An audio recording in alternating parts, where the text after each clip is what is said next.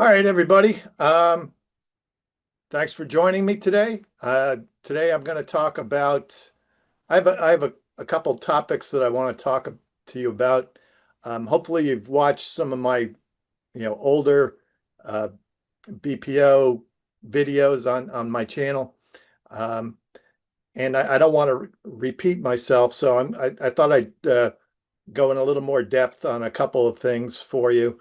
Um, And one of them is just planning and organizing your work, making you more efficient when it comes to doing BPOs for your vendors.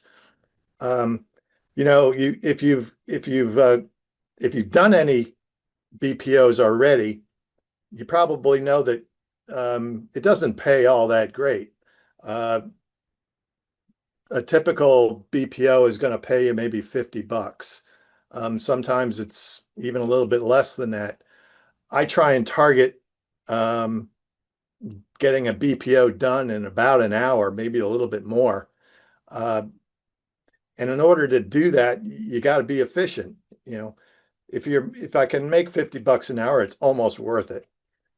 Uh, but if you're new to doing BPOs, uh, your first few could actually take you 2, maybe 3 hours to do.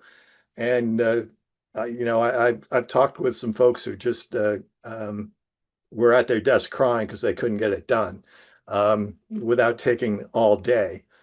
So hopefully I can help you get a little bit more organized and make yourself more efficient so you get more BPOs done in a day. And also talk a little bit about choosing comps and and then I'll open it up for questions and answers. Um, I also discovered a really nice link for signing up for BPOs to get those BPO assignments. I just found this last week, and there's a site where you can go and you can uh, all at once sign up for about 10 different BPO vendors. Um, in when you go to sign up for BPO, it can be very repetitive. You go to one vendor, you enter in all your stuff, and you go to another vendor and you enter in all that same crap, and it can consume a lot of time. So I discovered this, like I said last week. I went in there, signed up, and the next day I got my first assignment. So there are vendors out there giving assignments, and this is the place. So I'm going to reward the folks that are joining this webinar by sharing that link with everybody um, at the end of all this. So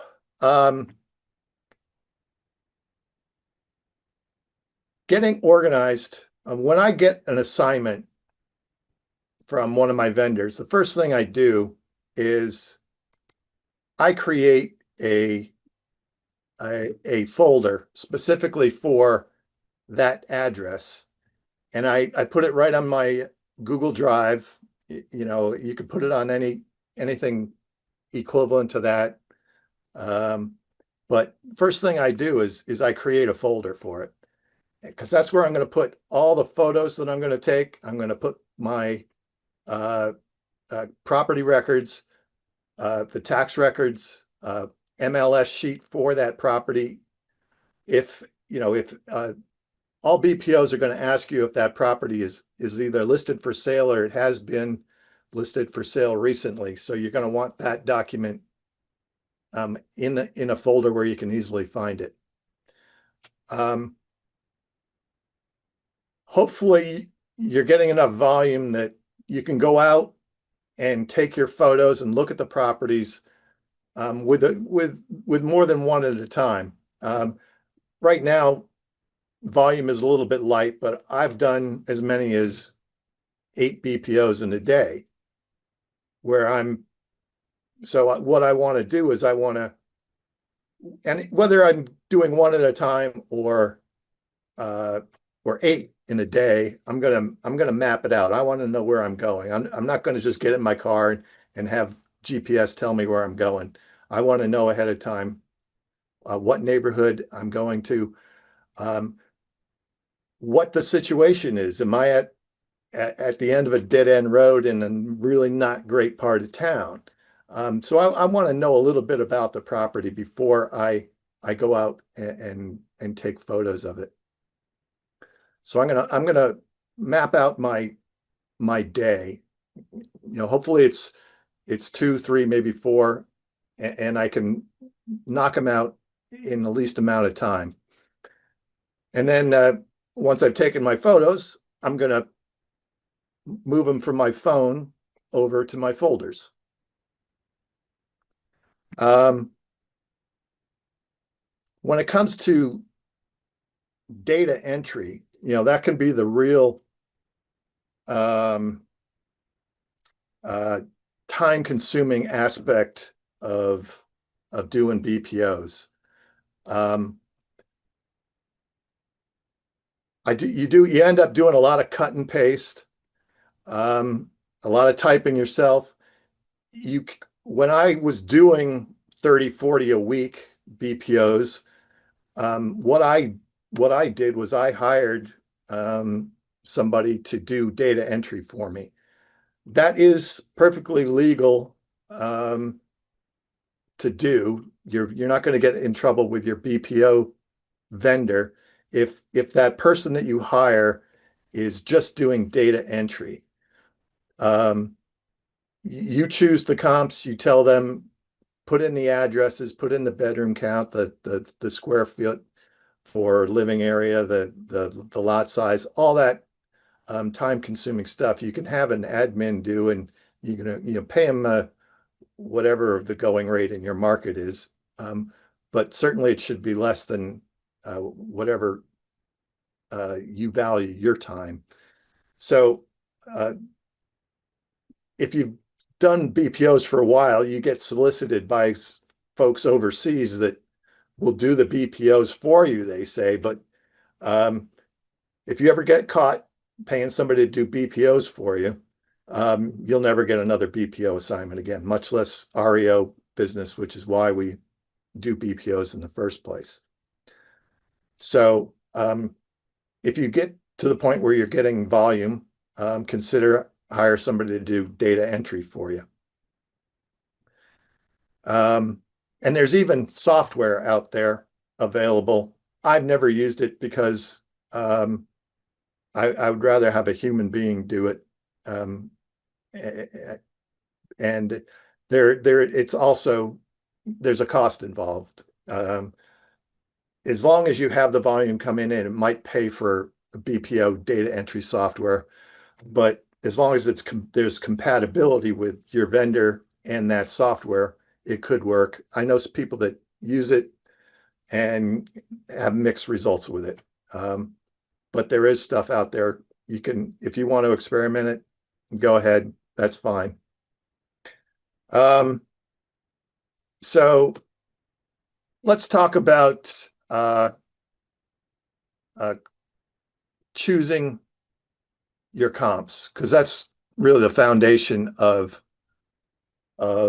your BPO. What I'm going to do is I picked out a property. I did a BPO last month in this community. I'm not going to show you the address of the actual BPO I did, because the vendor might get pissed off at me for sharing that. So I just chose one at random in the community, and I'll show you how I went about choosing the comparables for it.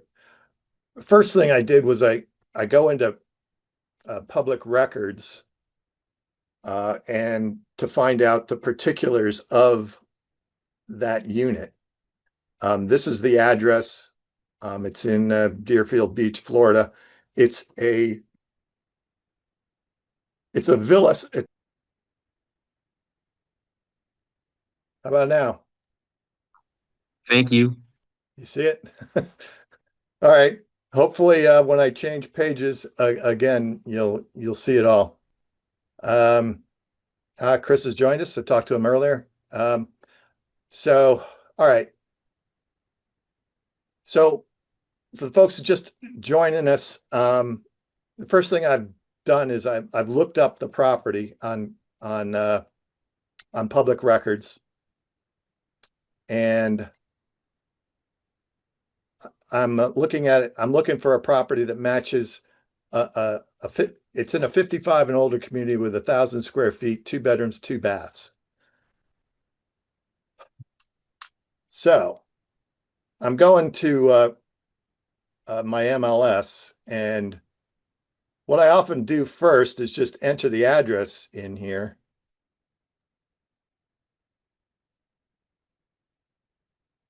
All right, normally I can just cut it and paste it in there, but for some reason my MLS is being fussy about it. So uh, I I searched a radius of 1 mile. I'm in a suburban area where you can go out 1 mile. Ideally, you want to be a half a mile if you're suburban, but you can go out can go out 1 mile. If you're in a rural area, it's 5 miles ideally, and if you can't find anything within 5 miles, you can go out 10 miles. Um, and in an urban, if you're in downtown Chicago or Miami, it's a half a mile. And ideally, your comps are going to be in the same community. So I already know that by doing a 1 mile radius, that I'm going to have a lot of junk in there that won't apply. But I'm just, for instance, I got townhouses, I got single family homes and all that. Fortunately, I know the neighborhood, so I can just do a um, a much quicker. I'll take an outline of this.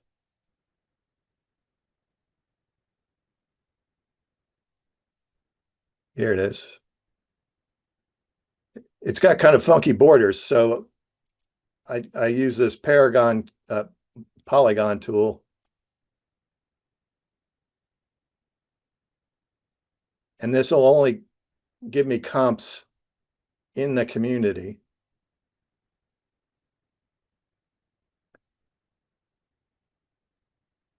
Because this community has age restrictions. You can't be older than 55.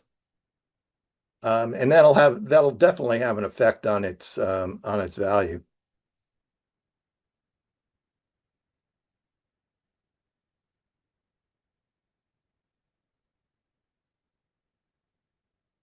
So I'm going to go 6 months back, and I can see that I have not very many comparables. I have I can what I want are these villas, and the agent here who put this one in thinks it's a single family home. It looks like a single family home, but it's a villa. Uh, it doesn't have. It looks like a single family home, but it doesn't have a lot underneath it. Um, in a pinch, I might use that one but uh, what I'm going to do, because I don't have enough comparables within the last 6 months, I'm going to go back a year.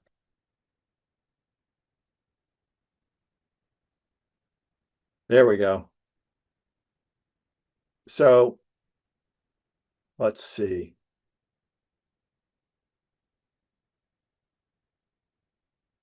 All right.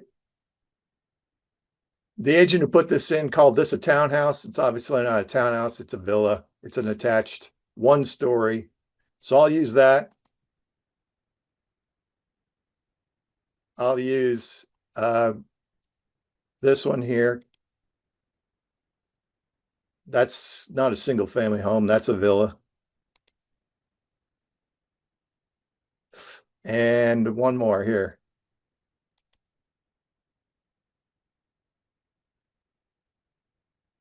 There.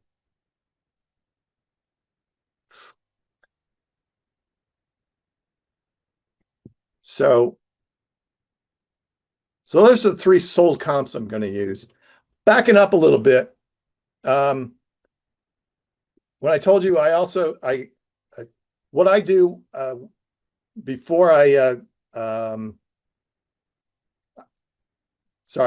what I do with the ones I've chosen is I create a cart. Your MLS should have a cart so that you have a place to put these and refer to them later. I have a cart that I call BPOs, and I'm going to add these comparables to that cart, and then I'm going to go back and look for active listings.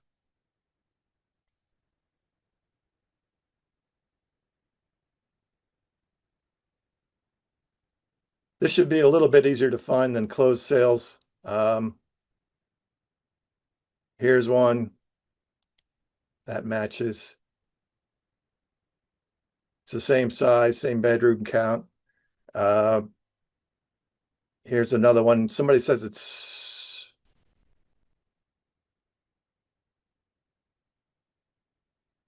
let's not use that one. We'll go with these two villas here.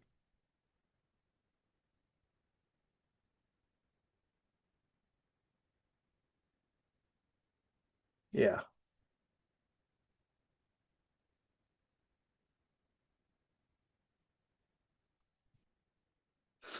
So I'm going to stick those in my cart.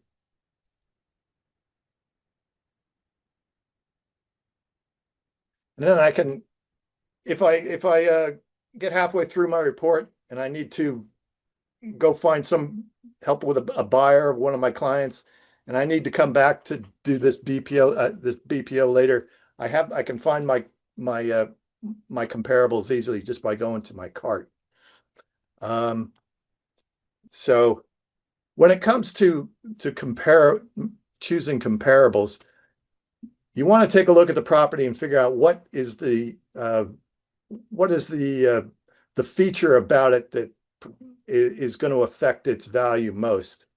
In this situation, it's the fact that it's in a 55 and older community. So I definitely want, if I can't find comparables in the same community, I want to match it with another community that only allows 55 and older folks. If I'm dealing with a single family home, say it's a waterfront property where the value of the lot underneath it is much higher than even the home is worth. I want to make sure that all my comparables have that same feature. They're waterfront lots.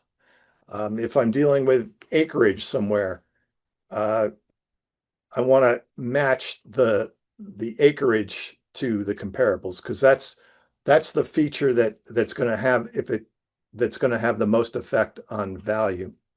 I want to match the size as closely as possible. I want to match the bedroom count as closely as possible.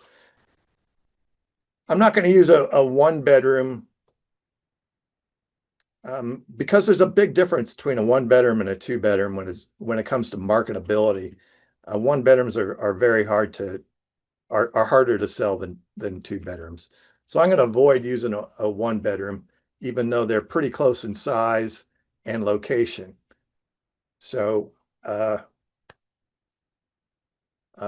what else can I tell you about age? We want to start off, hopefully we can find closed comps that are within 90 days of closing.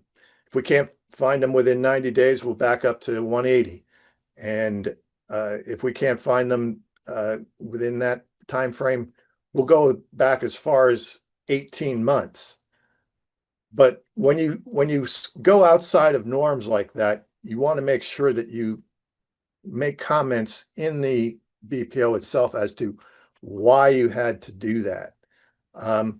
You'd say something to the effect was, I traveled up to a mile to find villas with 2 bedrooms within 20% of 1,000 square feet. Was unable to find that, so I went back 14 months to find the third one. You would make a comment to that effect, and you might actually uh, um, make an adjustment in price for that time difference, whether it's appreciating or depreciating over the last year. So um, that's what I wanted to talk. Those are the two topics. I don't, and I'm going to open it up to questions and answers on whether on these Tom, topics or any topic you want to talk about. hey Tom, Yeah, could you elaborate on making an adjustment for time, which was the last comment you mentioned? sure. Yeah. First of all, you need to know. Um, you'd have to look up the statistics in your market area as to uh, my board publishes them every month, the difference in median sales price and average sales price um, from from July of 2005 compared to July of 2004. So using that number, say it's prices for condos have declined 4% over that period of time. And the difference uh, in a 90-day comp and a 1-year comp, you got to do a little bit of math there, but you're going to make a small adjustment for that um, decline in pricing.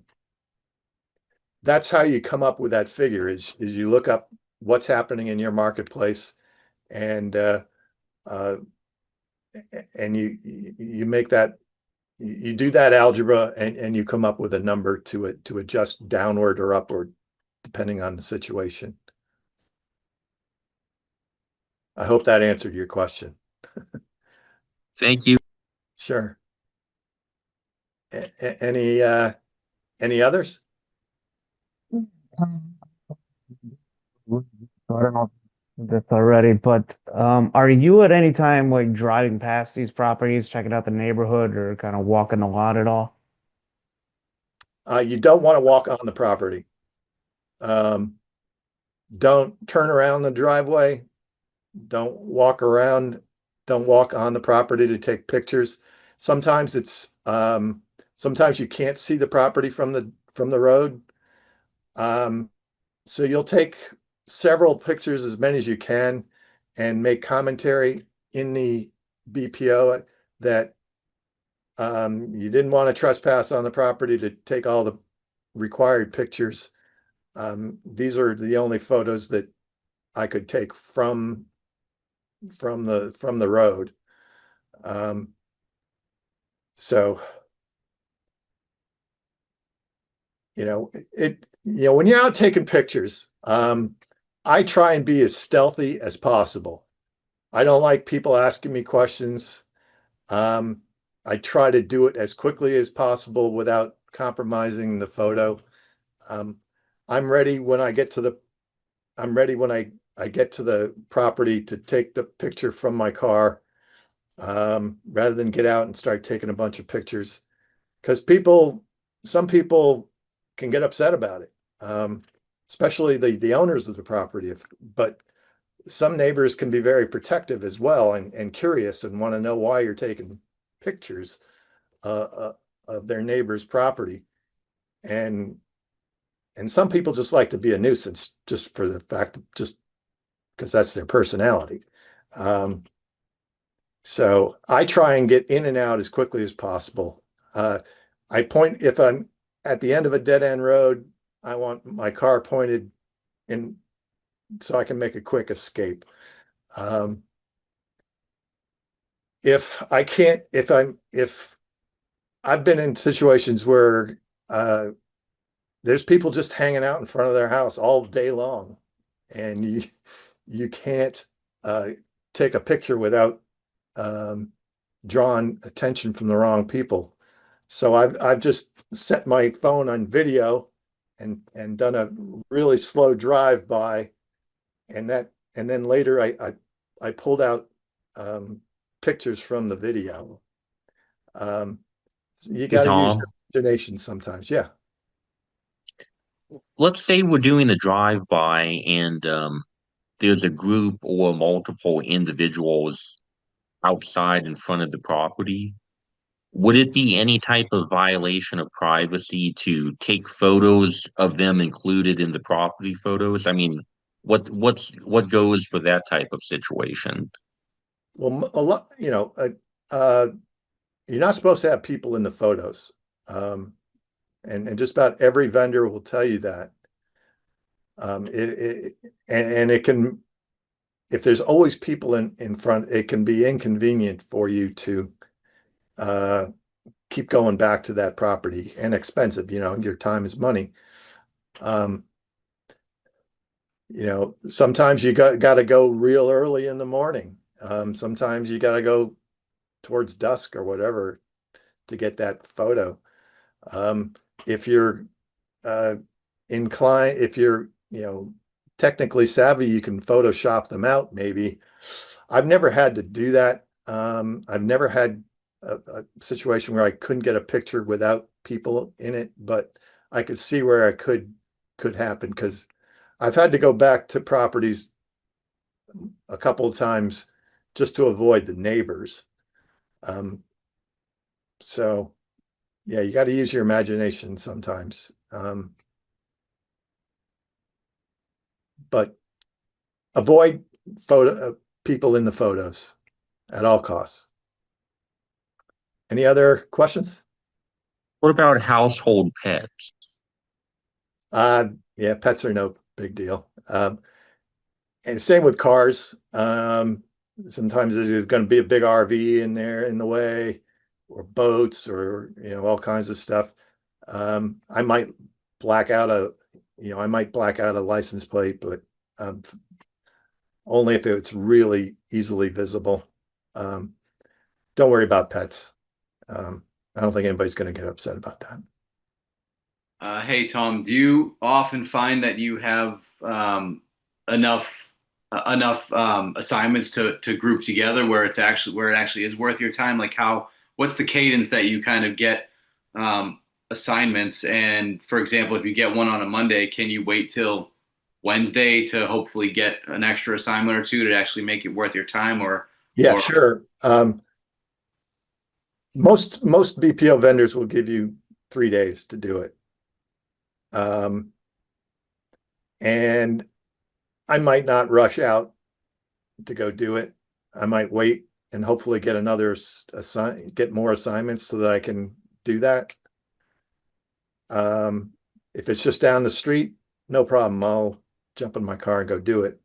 Um, so yeah, it takes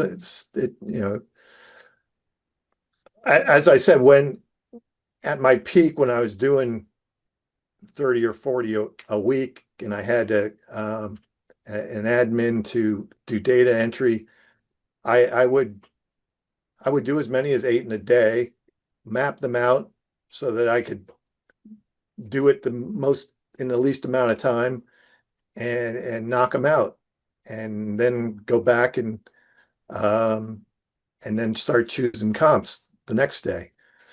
Um, I'd set the comps into the BPO itself, and I'd have my admin fill it in from there. And then I'd go and finish up with all the commentary necessary and adjustments. So Hey, Tom, yeah, you mentioned the majority of these companies give you 3 days to have them completed. Is that correct? yeah, generally. If if you're taking, for example, 3 days as opposed to 1 or 2 days, whatever, will that cause them to give preference to someone who does them maybe a little bit faster next time they come in? It's, well, you're gonna measure that. The it's I preach that uh, getting things done, getting your tasks done ahead of time benefits you. Uh, and if you're late, then that's definitely detrimental to your score that they're going to keep on you. So uh, try and get them in ahead of schedule. Don't be pushing the deadlines, but measure that with your other workloads and being efficient. Um, you know, sometimes something will come up and you have a closing and you're not going to get that BPO done on time. Your closing is more important, but really you want to be done before the deadline for sure. I hope that answered your question. So I try, so I try. essentially get them done as quickly as you possibly can. You don't want you don't want them hounding you. When's this going to get in? Because that'll affect your internal score with them. Comments? They can be related to anything. I don't care. Do you have a do you have a favorite vendor or company you utilize? Um, I like asset valuation and marketing. Um, they're in Colorado. Uh, they pay $50 for, in my South Florida marketplace. Um, and they don't give me a lot of grief about making revisions or anything like that. They're generally pretty easy to work for. They pay at the same time every month. I don't have to chase down payments. I like them. And for those that were a little late getting here, everybody that was part of this group, I'm going to share with you a link um, to a company that I don't know how to describe them. They're but there's one page where you can go and sign up with somewhere around 10 different BPO vendors. And I discovered them last week and I went and signed up there on their site. And the next day I got my first assignment. So um, I'm going to share with that as a reward for coming to this webinar to all you folks and give you a head start on all that. I'm going to update my resource guide that lists BPO companies. It's become outdated. I'll get that link on that resource guide, but I don't know exactly when I'll get to it within the next week or so. But I'm going to share it with everybody who participated in today's webinar. So you get a little reward, and hopefully you'll get some business from it. Is the payment from the BPO companies negotiable for every company? I I can't speak for every company, but yes. Uh, if you're in a big metropolitan area where there's a lot of agents doing BPOs, you may not have much room for negotiation. I get inquiries all the time from BPO companies asking me what would be my fee and turnaround time, and they'll give me the specific address. I began doing this summer because I'm spending the summer near my family in Vermont. I've decided to do BPOs here and a much different market. It's spread out all over the place. And so I can't give a flat rate. I'm traveling all over the place. I've traveled as far as 80 miles to do a BPO. So I added on a ton of mileage to make up for the time it takes. And yes, it is negotiable. They might take your price and then you never hear from them because they went and one with another agent and do it for less. But in theory, it is negotiable. Have you had success, or do you often negotiate, or do you just accept what they offer? Yeah, I have tried to get more money out when I'm working down in South Florida, but there's so many agents there that want to do BPOs that I was not successful in getting more than $50 for a BPO.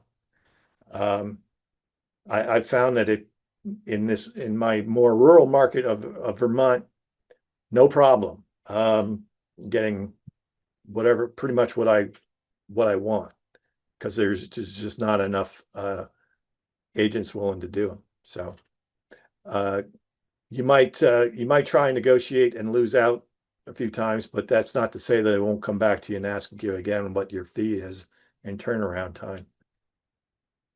So what market are you in? What are you in a bigger market? Denver Metro, Colorado. Okay. There's probably a ton of agents in Denver Metro. And Denver also is home to a lot of asset managers. So for some reason or another, yeah, you might look them up and go bang on doors. If I lived in Denver, I might. But yeah, you're probably not going to get more than $50 to do BPOs in Denver Metropolitan. I'll test it out and let you know how it goes. Okay. Good luck. Good luck. Thank Sure. Hey, Tom, I have the last question. Sure. What has been the highest paid BPO you've accepted or gotten from a vendor? Well, I got one, I've gotten as much as $100 for one close to me, in which I had to turn it over in a day. They needed, and you'll get rush orders from time to time where whoever they had to do the BPO failed to do it on time, or just made too many mistakes that they had to give it to another agent, and they'll give you rush orders. So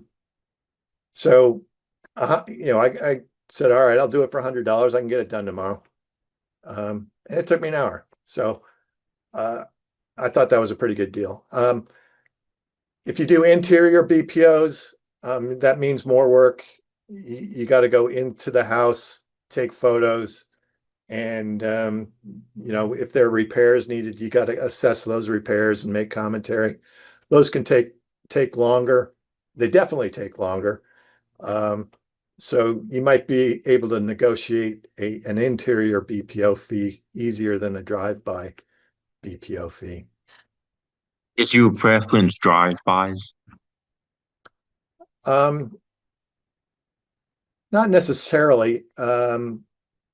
In terms of what you can make on them, you can do them more efficiently.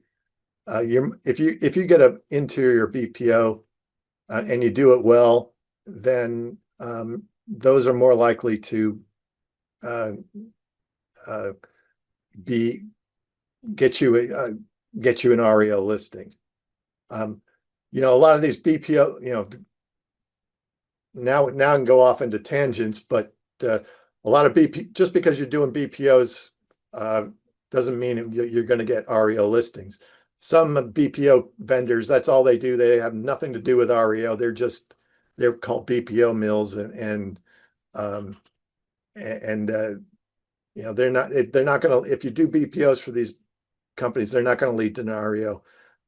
On the other hand, there are, asset management companies that need BPOs done as well. And if you do those well, then those will possibly lead to REO listings.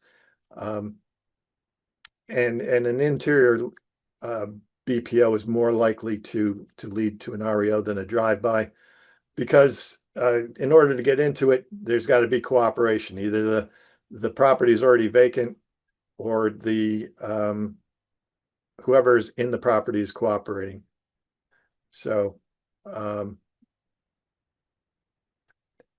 yeah, I can't say that I prefer doing them, but there's more opportunity, I suppose, with an interior BPO.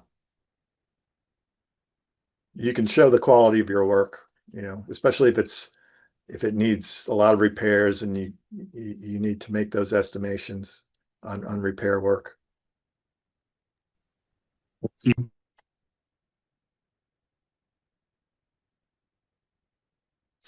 All right, then. I think that wrap it up. We're coming up on an hour almost. I want to thank you all for joining, and I'm probably going to post this as a video on the channel sometime down the road, if you want to refer back to it. And look for that link in your email shortly. All right. Thank you. Thanks. Thank See you. you.